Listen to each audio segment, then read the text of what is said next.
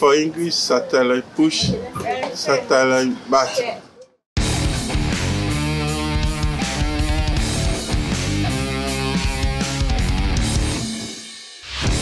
Hallo zu einer neuen Folge Reptil TV. Mein Intro-Tierchen heute ein wunderhübscher Nashorn-Leguan-Mann, Cyclura cornuta. Ein echtes Prachtstück, mein absoluter Stolz.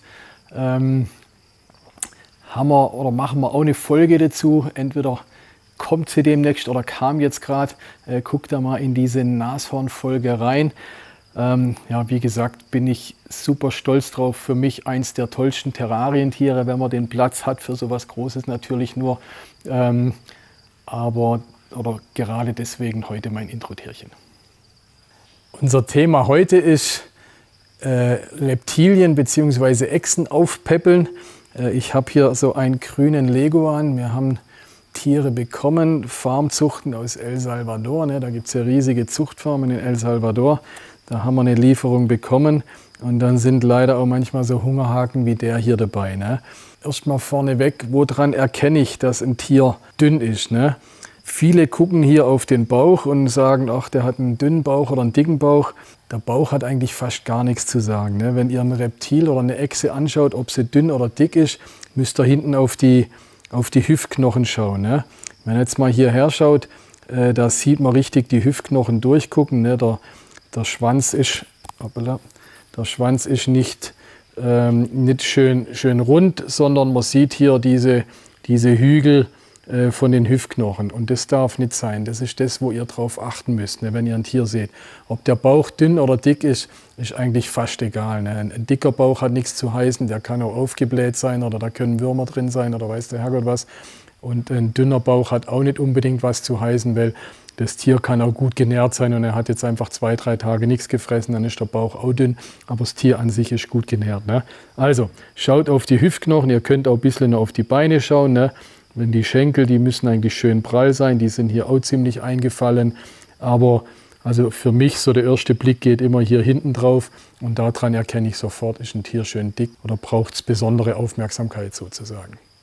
Das Ganze bezieht sich auch nicht nur auf grüne Leguane, ne, das habe ich jetzt einfach als Beispiel, aber das gilt für Bardergamen, das gilt für irgendwelche anderen Echsen, für Warane, für, ja, sagen wir, es gibt ein paar wenige Ausnahmen, so ein Leopardgecko zum Beispiel, die haben ja ihren Fettschwanz, wobei selbst, oder sagen wir, beim Leopardgecko kann ich erstmal auf den Fettschwanz gucken, ne, wenn der schon dünn ist wie so ein Bleistift, dann ist schon mal was faul, aber selbst der Leopardgecko, letztendlich sieht man dann die Hüftknochen rausgucken. Also, aber da ist schon extrem weit, ne? Da gucke ich erstmal aufs Schwänzchen.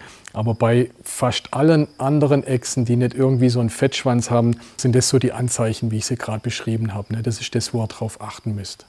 Jetzt ist die Frage eben, wie kriege ich das Tier wieder richtig fit? Erster Schritt ist, tut so ein dünnes Tier bitte von den anderen Tieren separieren. Also haltet es, wenn es geht, allein. Ne? Ein Reptil, wenn es allein ist, hat es am wenigsten Stress.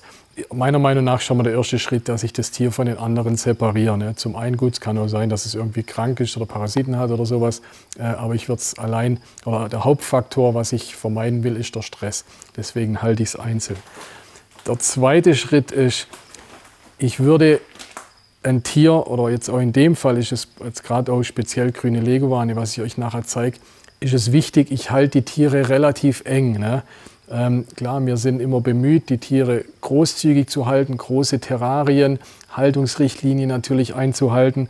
Das könnt ihr in dem Moment, oder vergesst es bitte alles in dem Moment. Ne? Ein krankes Tier macht Sinn, das möglichst eng zu halten. Zum einen findet das Tier das Futter einfacher auf engem Raum. Es hat, ich weiß nicht, ob es vielleicht auch eine Rolle spielt von der Fluchtdistanz oder sowas. Es ist in einem engen Ding, hat es auch erst gar nicht die Bemühung, abhauen zu wollen oder flüchten zu wollen, was das Tier ja eigentlich das Recht drauf hat, aber was dem Tier wieder mehr Stress macht, Energie verbraucht. Ne? Also enges, kleines Terrarium. Der dritte Punkt ist natürlich, das Klima muss natürlich stimmen. Ne? Wenn theoretisch hat es ja einen Grund, wieso das Tier so dünn ist. Oft ist der Grund falsches Klima im Terrarium, falsche Beleuchtung, zu dunkel, zu kalt. Ne?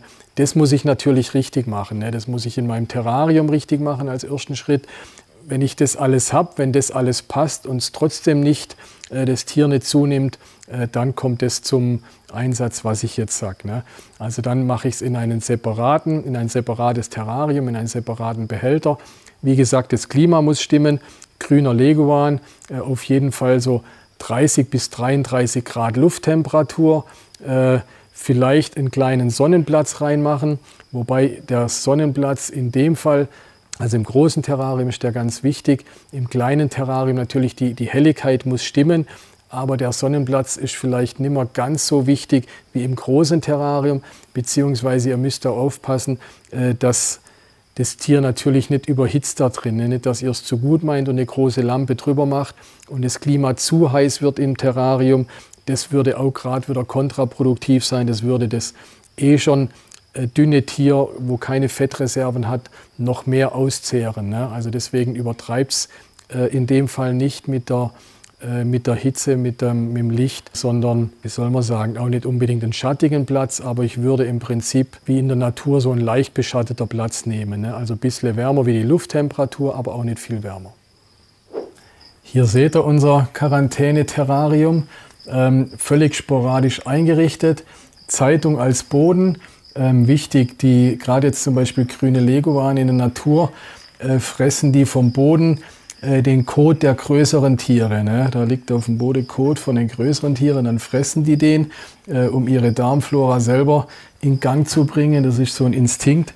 Und wenn ihr jetzt zum Beispiel Holz oder Streu oder Sand oder was auch immer als Bodengrund drin habt, fangen die womöglich an, diesen Bodengrund zu fressen, kriegen dadurch einen Darmverschluss. Ne? Deswegen ist am Anfang bei jungen Tieren oder eben bei Tieren, die ihr aufpäppeln müsst, wirklich wichtig, kein Streu oder kein Bodengrund drin haben, damit die das nicht fressen. Ansonsten, ich habe jetzt auch auf Einrichtung verzichtet. Hier so ein bisschen der Ast da drin, da kann er, wenn er will, drauf sitzen oder drüber, aber gar nicht groß Klettermöglichkeit. Das Terrarium selber ist mir sogar fast zu groß, halb so groß würde auch reichen, definitiv, oder wäre mir sogar lieber, wobei wir haben keine so ganz kleinen, deswegen müssen wir die Größe nehmen, müssen wir mal probieren, ob es in der Größe auch okay ist. Wie gesagt, umso kleiner das ist, umso näher die an ihrem Futter sitzen. Ich weiß nicht, das so bekloppt sich das anhört, aber das scheint wohl so ein Reflex zu sein, wenn das Futter direkt 5 cm neben Maul ist, dass sie halt schneller doch mal an das Futter rangehen. Ne? Dann Stichwort Futter. Ich habe jetzt hier mal ein bisschen was reingemacht. Das sind Heidelbeeren und einfach ein bisschen Salat. Habe ich jetzt aber nur so reingelegt zum Zeigen. Zum einen, ihr müsst ausprobieren, was der gerne frisst, ne, was er gern als Lieblingsfutter hat. Eben so Heidelbeeren sind oft ein Lieblingsfutter von grünen Leguan. Das funktioniert oft. Was auch eine super Sache ist, sind Mangos. Ne? Mangos schön klein schneiden, reinmachen. Das Tolle an Mango ist, sie sind relativ faserreich, so eine Mango. Und das Faserreiche ist ganz gut für die Verdauung. Ne? Deswegen ist Mango wirklich ein ganz toller Tipp. Habe ich jetzt heute keine da. Werden wir auch besorgen, gerade für sowas wie den. Und das nächste, wenn ihr das Futter so seht, so soll und darf das eben nicht drin liegen. Ihr müsst den Tieren das Futter wirklich absolut bissgerecht zuschneiden. Ne? Also wir schneiden das als mit der Schere so ganz klein, ne? Machen da so wirklich kleine Stückchen draus, ne? So in dem Stil hier. Umso leichter wir das denen machen, so einem geschwächten Tier, umso leichter tut er sich und umso leichter kann er rangehen. Ne? Reicht auch von der Menge eigentlich schon, was ich da habe. Und das Gleiche mit diesen Heidelbeeren. Auch wenn ich da so eine komplette Beere reinlege, wäre das nichts. Die schneide ich ebenfalls klein in, was weiß ich, 5, 6, 7 Stücke. Mache ich die da rein. Müssen auch gar nicht so viel sein, bringt nichts, wenn ihr da eine riesen Menge an Futter dem hinstellt. Frisst er eh nicht, schmeißt er am nächsten Tag weg, ist schade um die Lebensmittel, um die Nahrungsmittel. Macht einfach eine kleinere Portion. So, Also so wie es jetzt ist, ist das gut. Die restlichen Heidelbeeren machen wir ebenfalls raus.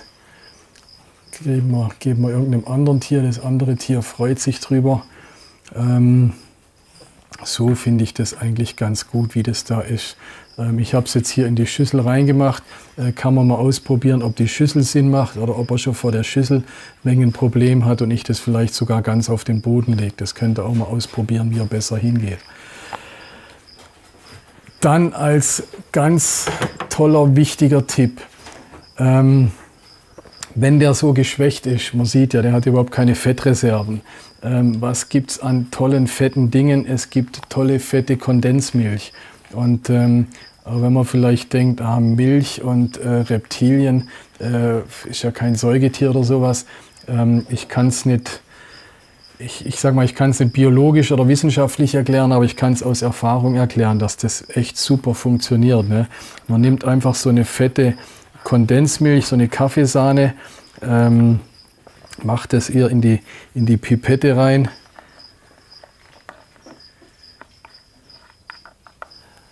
Und dann gebt ihr ihm diese Kaffeesahne.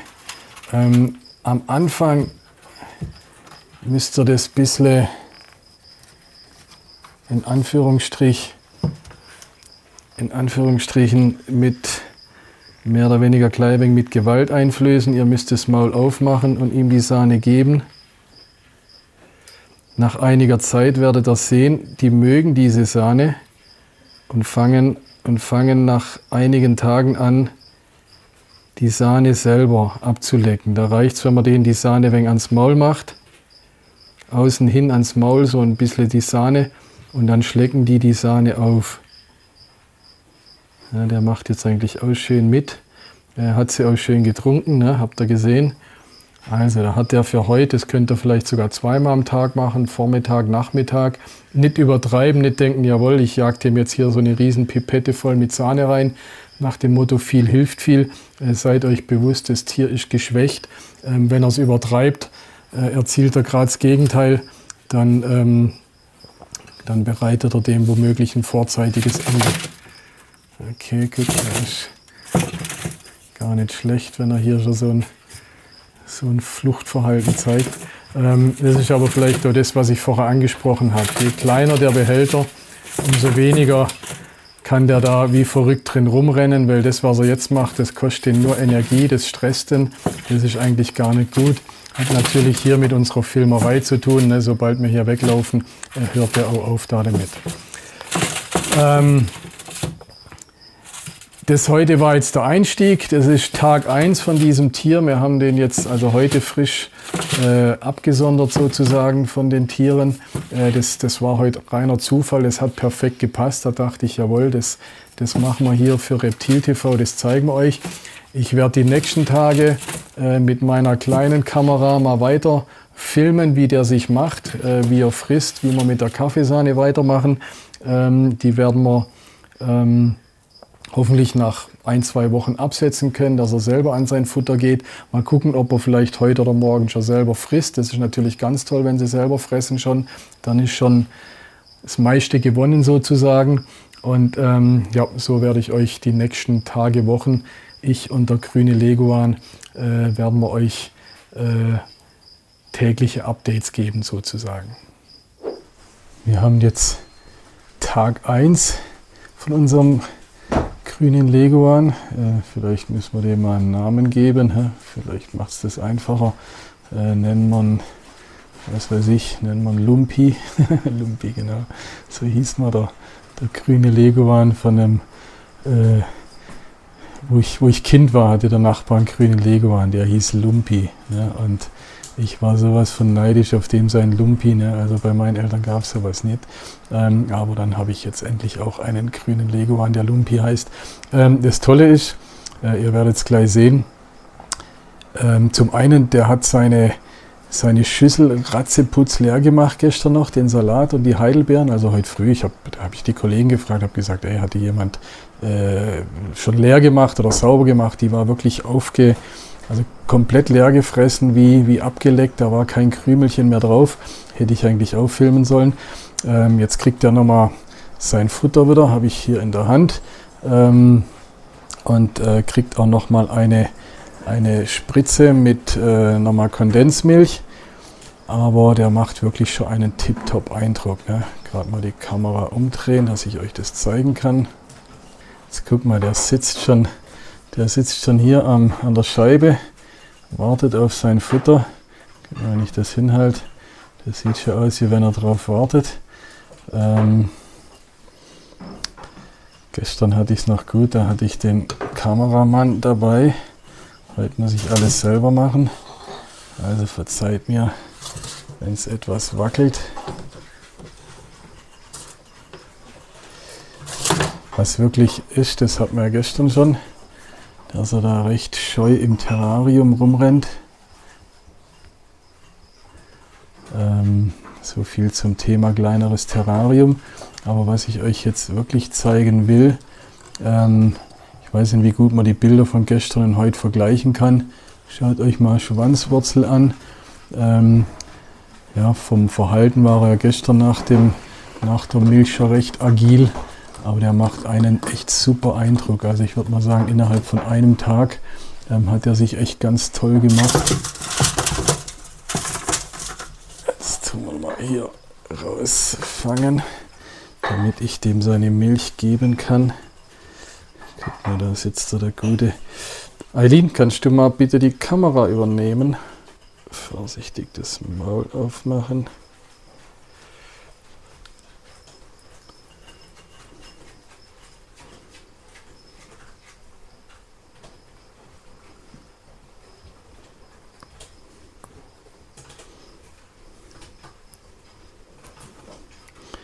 Also eben die scheinen das wirklich zu mögen, diese Kondensmilch, weil sie trinken es wirklich schön. Ja, dann lassen wir ihn in sein Terrarium wieder. Nicht aufregen. Und eben jetzt hat er sein schönes Futter da drin, hat wieder seine Milch bekommen und schauen wir morgen wieder nach ihm. Heute ist der Tag 4 von unserem Lumpi. Der gute Beobachter merkt, der Tag 3 fehlt ja. Tag 3 war Freitag, da habe ich frei. Heute ist Tag 4. Und wer jetzt der noch bessere Beobachter merkt, ach guck mal, was ist denn da für ein Salat drin? Heute ist Samstag, ne, da haben wir hier Samstagsdienst eingeteilt. Die Kollegen wissen da nicht so richtig Bescheid, was da angesagt ist, ne, und die wissen nicht, dass der seinen Salat ganz klein geschnippelt kriegt. Und wenn er mal hinschaut, der ist bis jetzt auch nicht angerührt. Und der Lumpi, der guckt also, wie wenn er auf seinen klein geschnippelten Salat wartet. Das werde ich jetzt machen und dann kriegt er noch mal ein bisschen seine Milch. Was aber wirklich schön zu sehen ist, dass der macht einen tollen Eindruck und ja, Stück für Stück wird der immer besser und kräftiger. Heute ist der Tag 6 von unserem Lumpi hier. Hier im Hintergrund seht ihr, also der hat sich super gemacht. Am 6. Tag, also eigentlich schneller wie ich dachte. Das darf ich zeigen euch mal ganz genau. Einmal Kamera drehen. Jetzt rennt er leider weg. Der sitzt schon vorne, wartet auf sein Futter. Wir können jetzt auch, wir lassen, würde ich sagen, ab heute die stillhalten, Lumpi, anständig sein.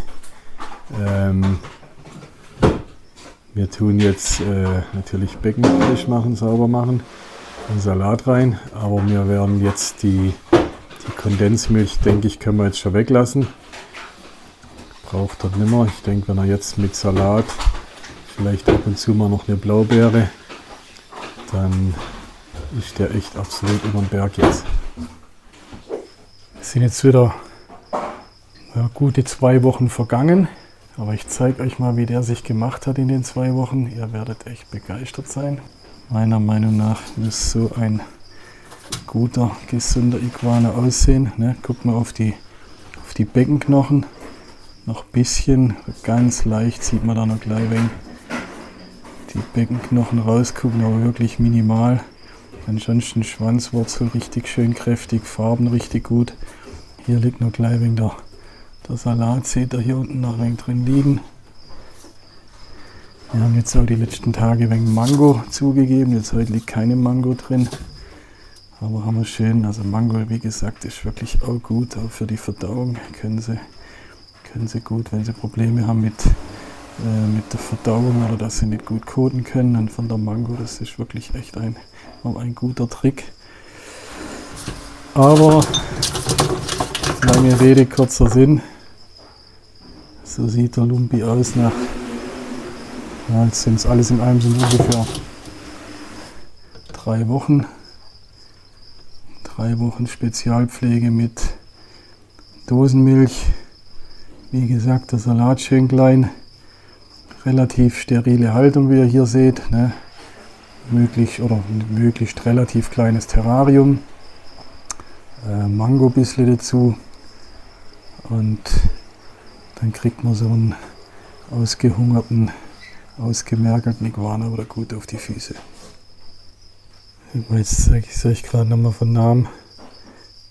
Wie gesagt, hier Schwanzwurzel, ne, da vor meinem Finger.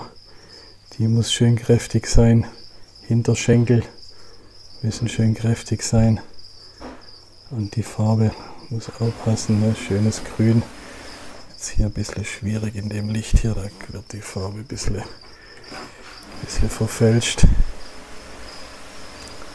Aber so muss ein grüner Leguan aussehen. Okay?